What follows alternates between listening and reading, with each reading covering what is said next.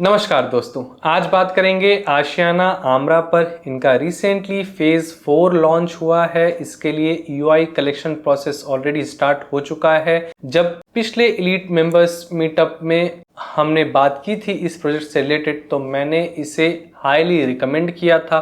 तो जो elite members हैं उनका नॉर्मल रिएक्शन था कि ये प्रोजेक्ट अब काफ़ी महंगा हो चुका है। जो पब्लिक का रिएक्शन आ रहा है वो भी सिमिलर ही है कि ये प्रोजेक्ट अब काफ़ी महंगा हो चुका है, बजट के बाहर है, अब यहाँ से रिटर्न नहीं मिलेगा। तो आज इसको एड्रेस करेंगे कि मल्टी फेज डेवलपमेंट क्या होता है, फेज़ 1 से फेज़ 4 की जर्नी कैसी रही है आशियाना की, आशियाना एज अ बिल्डर कैसा है, इस प्रोजेक्ट की लोकेलिटी वगैरह सारे फेजेस को मैं सम अप करूँगा। और इस रेट पर भी ये चीज़ वर्थ बाइंग क्यों है इसको मैं एड्रेस करूंगा। यस, एलीट मेंबरशिप की मैंने बात की। अगर आप एलीट मेंबरशिप ज्वाइन करना चाहते हैं और इंटरेक्टिव वे में मेरे से बात करना चाहते हैं, अपने कन्फ्यूज़न को रिजॉल्व कराना चाहते हैं, तो आप एलीट मेंबरशिप एक्सप्लोर कर सकते हैं। नीचे ज्वाइन बटन मिलेगा। फ़ी काफ़ी नॉमिनल है, मैं उसे कुछ महीनों बाद इंक्रीज करने वाला हूं, तो उस इंक्रीमेंट के पहले आप ज्वाइन कर लें और कुछ 1-2 महीने के जो भी मीटअप्स हैं उनको अटेंड करें। आप खुद रियलाइज़ कर पाएंगे कि ये कितना फ्रूटफुल होगा, आपकी इन्वेस्टमेंट डिसीजन मेकिंग में कितना सहायक होगा। तो आशियाना एज एन बिल्डर की बात करें तो इनका ट्रैक रिकॉर्ड 40 से 50 साल पुराना रहा है। क्लीन काम करते आए हैं, बिना किसी तामझाम के, बहुत बड़ी मार्केटिंग के, बिना किसी चैनल पार्टनर सपोर्ट या ब्रोकरों को खरीद करके भी, मैं कहूँ बहुत ज़्यादा ब्रोकरेज वगैरह भी ये देना प्रेफर नहीं करते हैं। फ्लैट रेट पर काम करने वाले लोग हैं। क्वालिटी में यस, ये बिलीव ज़रूर करते हैं कि जो चीज़ वो बना रहे हैं वो विद द ड्यू क्वालिटी वो डिलीवर कर रहे हों।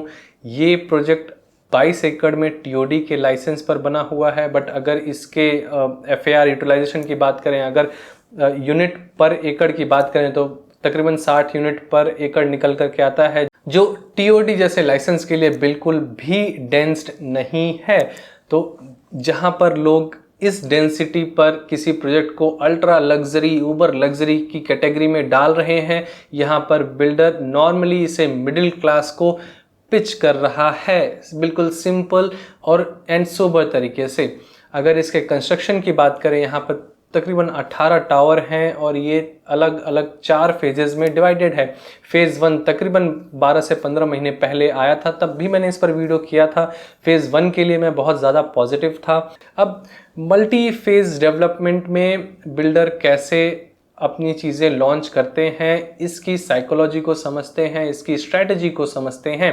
बिल्डर के पास जब लैंड पार्सल बहुत ज़्यादा होता है तो जो इनिशियल फेज़ होता है उसमें वो लोगों को रिझाने की कोशिश करता है, रेट को लेकर के, अच्छी सुविधाएं दे करके, अच्छे पेमेंट प्लान को दे करके। तो इस वजह से इस स्ट्रैटेजी को फॉलो करते हुए आशियाना ने फेज़ 1 काफ़ी लुक्रेटिव रेट पर निकाला और ये हाथों हाथ बिक गया। इनका फेज़ 1 अच्छा भी था। अब जैसे ही अच्छा रिस्पांस आया तो फेज़ 2 और फेज़ 3 जो नॉर्मल फेजेस थे, बहुत अच्छा नहीं तो बहुत ख़राब नहीं, इस तरीके के जो फेजेस थे, उन्होंने इंटरमीडिएट निकालने की कोशिश की। 1-2 टावर, यस, जो फेज़ 2 और फेज़ 3 के टावर्स हैं वो अच्छे थे, स्पेशली फेज़ 3 के अच्छे थे, बट जो सबसे प्रीमियम टावर्स हैं मेरे हिसाब से फेज़ 1 के बाद इन्होंने फेज़ 4 के लिए बचा कर रखे थे। अब इनिशियली जो पूरे मल्टी फेज़ डेवलपमेंट में फेज़ वाइज का डिस्ट्रीब्यूशन होता है, बिल्डर ऐसा ही करता है कि फेज़ 1 में कंपैरेटिवली कॉम्प्रोमाइज टावर प्लेसिंग होती है, फेज़ 2 में उससे भी ज़्यादा कॉम्प्रोमाइज़, फिर फेज़ 3 में थोड़ा सा कुछ और ऑफर्स वगैरह देने की कोशिश करके या टावर प्लेसमेंट्स वगैरह ठीक करके, छोटे साइजेस दे करके लुक्रेटिव लगाने की कोशिश करता है। तो जैसे जैसे फेज़ 1 से लेकर के हम एनथ की साइड बढ़ते हैं तो बिल्डर अपनी जो टावर की प्लेसिंग है उसको ठीक करता रहता है या ऑफर्स वगैरह निकाल करके रेट को बढ़ाता रहता है। क्योंकि देखिए, बिल्डर अगर काम कर रहा है तो उसको अपने इन्वेस्टर्स को भी खुश रखना है। अगर फेज़ 1 10,000 पे लॉन्च हुआ तो उसे फेज़ 2 12,000 पर करना ही करना है, भले वो यूनिट की साइज़ को छोटा करके करे या उसमें पेमेंट प्लान को लुक्रेटिव करके करे या उस यूनिट में और भी ज़्यादा चीज़ें ऑफर करके करे या उस टावर की प्लेसिंग को प्रीमियम कर दे। राइट, हो सकता है जो पिछले फेज़ 1 या फेज़ 2 के टावर्स हैं उनकी प्लेसिंग उतनी अच्छी ना हो। एक तरफ आपको अगर नॉर्थ फेसिंग का व्यू मिल रहा हो तो दूसरी तरफ पार्क का मिल रहा हो, और फेज 2 में दोनों ही मिल रहे हो आपको, राइट। कॉर्नर वाला कुछ ऐसा ऑफर करने की कोशिश करें तो जो भी प्लेसमेंट होती हैं मल्टी फेज डेवलपमेंट में ऐसे ही होती हैं। इसी वजह से बिल्डर्स भी अपने आप को अपने इन्वेस्टर्स को, एग्जिस्टिंग इंडिविजुअल इन्वेस्टर्स को भी साथ में साथ, जब मैं इन्वेस्टर की बात कर रहा था तो इंस्टीट्यूशनल इन्वेस्टर्स की बात कर रहा था, तो यहाँ पर इंडिविजुअल इन्वेस्टर को भी वो खुश रखने की कोशिश करता है। तो मल्टी फेज डेवलपमेंट इसी तरह से डिज़ाइन होता है। और अगर आप एंड यूज़र हैं और बजट का बहुत ज़्यादा इशू नहीं है तो मैं हमेशा से रिकमेंड करता आया हूँ कि मल्टी फेज डेवलपमेंट में आपको बिल्कुल लास्ट फेज़ लेना चाहिए, क्योंकि वो फेज़ टावर प्लेसिंग वगैरह, अपार्टमेंट्स वगैरह सबसे प्रीमियम होंगे उस पूरे अपार्टमेंट में, उस पूरी सोसाइटी में। और 18-19 हज़ार रुपये के कारपेट एरिया पर अगर हम बात करें तो रेट में फ़र्क आ जाता है, कई केसेस में 25 से 30 लाख के आसपास का फ़र्क आ जाता है। तो ऐसे केस में ऐसा लगता है कि कोई चीज़ 2.6 CR की थी पिछले फेज़ में और अब ये 3 की हो चुकी है, और 3 पहुंचते ही ऐसा लगता है कि ये चीज़ महंगी हो गई है, बट ऐसा नहीं है। वो उस प्रोजेक्ट का सबसे प्रीमियम अपार्टमेंट है, सबसे प्रीमियम टावर प्लेसिंग वगैरह है। अब कई बार लोगों का था कि इतना महंगा प्रॉपर्टी लेना, and that too it is a non Mivan construction. मैं अगेन वही चीज़ बोलूँगा कि ये जो बिल्डर हैं आशियाना, बहुत ही क्लीन काम करने वाले लोग हैं। ग्राउंड प्लस 14 के आसपास का इनका टावर का हाइट है, और इन्होंने फ्रेम स्ट्रक्चर चूज़ किया है जो कि काफ़ी अच्छी स्ट्रैटेजी है 15 माले से कम की चीज़ बनाने के लिए, क्योंकि माई-वन कंस्ट्रक्शन में सीपेजेस वगैरह के, उसकी वाटर प्रूफिंग में उतना ही पैसा लग जाता है अगर ईमानदारी से उससे कंस्ट्रक्ट किया जाए। और फ्रेम स्ट्रक्चर हमारा कन्वेंशनल स्टाइल है बिल्डिंग को कंस्ट्रक्ट करने का, और लोड बियरिंग भी उनकी अच्छी खासी होती है।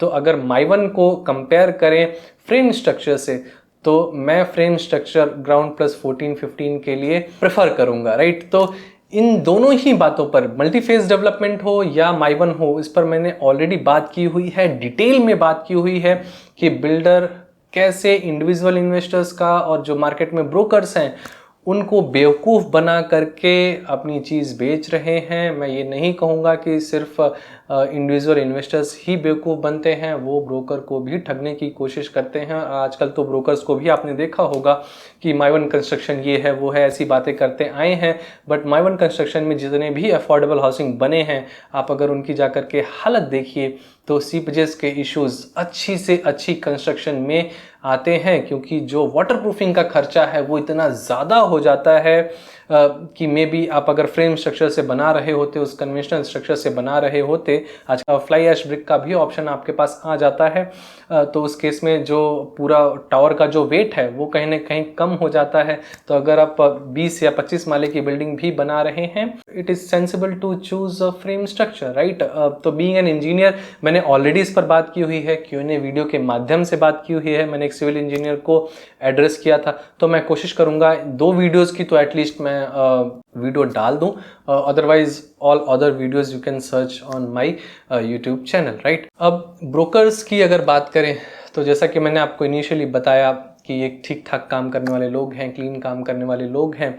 तो जो भी इंडिविजुअल इन्वेस्टर्स डायरेक्टली बिल्डर के ऑफिस में वॉक इन कर रहे थे, तो अर्लियर फेजेस में ये देखा गया है कि उन्हीं लोगों को प्रायोरिटी दी है यूनिट को सेलेक्ट करने में और अच्छा ऑफर प्रोवाइड करने में। तो इस वजह से ब्रोकर लॉबी को भी बहुत झटका लगा है। तो मैक्सिमम केसेस में आप देखेंगे कि हो सकता है सारे ब्रोकर इनके लिए काम भी ना कर रहे हों, बट ये आखिरी यूनिट है मेरे हिसाब से, आखिरी फेज़ है, आपको इसके लिए काम कर लेना चाहिए। और आशियाना बहुत ज़्यादा डिपेंडेंट नहीं रहा है कभी भी चैनल पार्टनर्स पर, ब्रोकर्स पर अपनी चीज़ बेचने के लिए, क्योंकि ये ठीक भी है, they have institutional investors backed in, इनके पास पैसा है, बहुत ज़्यादा ये डेट वगैरह बिलीव नहीं करते, लिस्टेड कंपनी है।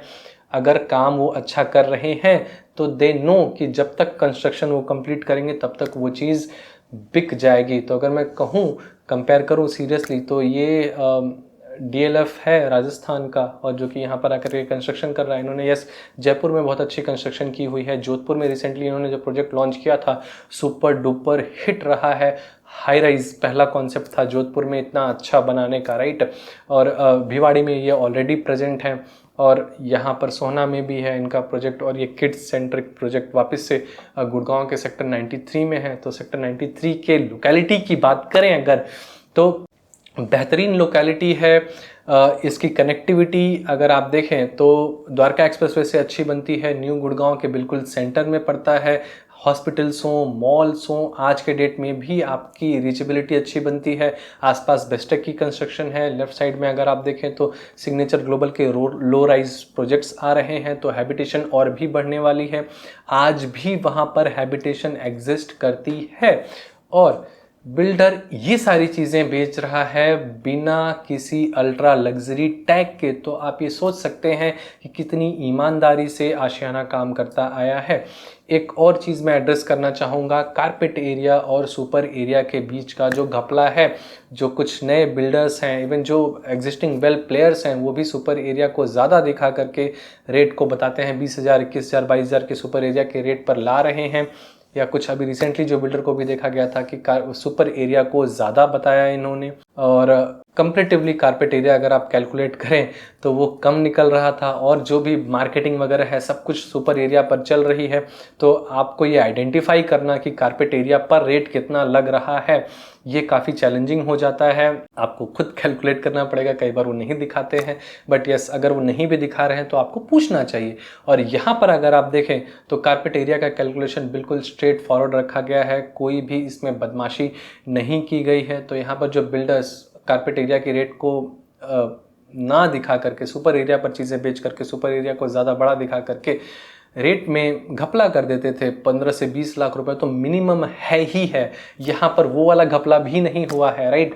तो कारपेट एरिया पर बिल्डर बात करता है, बहुत ही बेहतरीन चीज़ है। अगर आज आप बात करें तो 18-19 हज़ार के आसपास का कारपेट एरिया का रेट होना चाहिए, जो कि यस जब EOIs वगैरह सबमिशन बंद हो जाएगा तो एक्चुअल रेट पता चलेगा। बट यस, जो मोटा मोटा है कि 3 BHK प्लस 3T का जो लेआउट है वो समय अराउंड आपको 3 CR के आसपास का पड़ेगा, जो कि एक ब्लाइंड बाय बनता है आज के डेट में। अगर आप अफोर्ड कर सकते हैं तो आशियाना आमरा का फेज़ 4 एक मिडिल क्लास और अपर मिडिल क्लास के लिए ये लास्ट चांस है।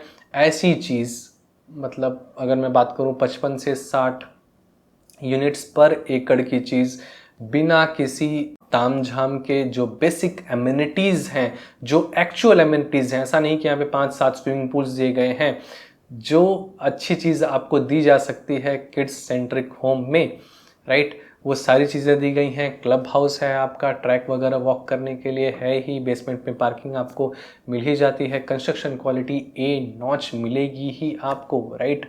तो हर एक चीज़ इस हिसाब से दी गई है जो कि आप उसे प्रॉपरली यूटिलाइज करेंगे और किसी भी एमिनिटी को यूज़ करने में बहुत ज़्यादा भीड़ भी नहीं मिलने वाली है, क्योंकि यहाँ पर डेंसिटी काफ़ी कम है। तो आशा करता हूँ कि इस वीडियो के माध्यम से मैंने आशियाना आमरा के लिए आपको क्लैरिटी दी हो। आप सीधा बिल्डर के ऑफिस में वॉक इन कर सकते हैं, अच्छी डील्स के लिए अपना EOI सबमिशन कर सकते हैं। ब्रोकर मैं जनरली बोलता हूं कि आपको चूज़ करना चाहिए डील के लिए, क्योंकि वो आपको एक अच्छी डील दिलाने में आपका गार्ड भी बन सकते हैं।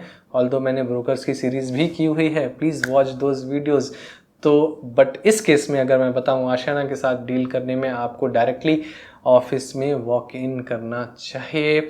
और एक जाते जाते एक और बात बता दूं, यहाँ पर 5 साल के लिए, यानी कि जब तक OC नहीं आ जाती तब तक बिल्डर ने इस पर ट्रांसफ़र अलाउ नहीं किया है। तो जनरली जो देखा गया है कि जो इन्वेस्टर्स हैं, जो शॉर्ट टर्म एग्जिट लेना चाहते हैं, वो इस प्रोजेक्ट से दूर रहे हैं। बहुत अच्छी बात है, एंड यूज़र इसमें ज़्यादा घुसे हैं। किसी भी प्रोजेक्ट में अगर एंड यूज़र ज़्यादा हैं तो वो प्रोजेक्ट ऑलरेडी सुपर हिट होने वाला है। और इन्वेस्टर्स को मैं अगर एड्रेस करूं तो आज के डेट में आपको शॉर्ट टर्म एग्जिट नहीं मिलने वाला। मार्केट में ऑलरेडी स्टैग्नेंसी आ चुकी है। अगर आप देख रहे हो तो अब सारी चीज़ें जो हैं वो अक्टूबर के इलेक्शंस पर टिकी हुई हैं कि सरकार किसकी आएगी, नहीं आएगी, क्या होगा, उसी के बेसिस पर सब डिसीजन लेना चाहते हैं। बट आपको फिर भी शॉर्ट टर्म एग्जिट्स नहीं मिलने वाले हैं। यहाँ पर आपको बहुत अच्छा ऑप्शन है कि आप 5 साल तक एक प्रोजेक्ट में बने रहें और वहाँ से फिर जैसे ही OC आ जाए एक अच्छा रिटर्न अपने लिए सिक्योर कर लें, राइट। तो आशा करता हूँ कि इस वीडियो के माध्यम से मैंने आपको आशियाना आमरा के लिए एटलीस्ट एजुकेट किया हो। I hope you find this video useful. Please watch all videos I have recommended in this conversation. I will put those links in the description and a pinned comment. Thank you for watching till the end. See you till then. Bye bye.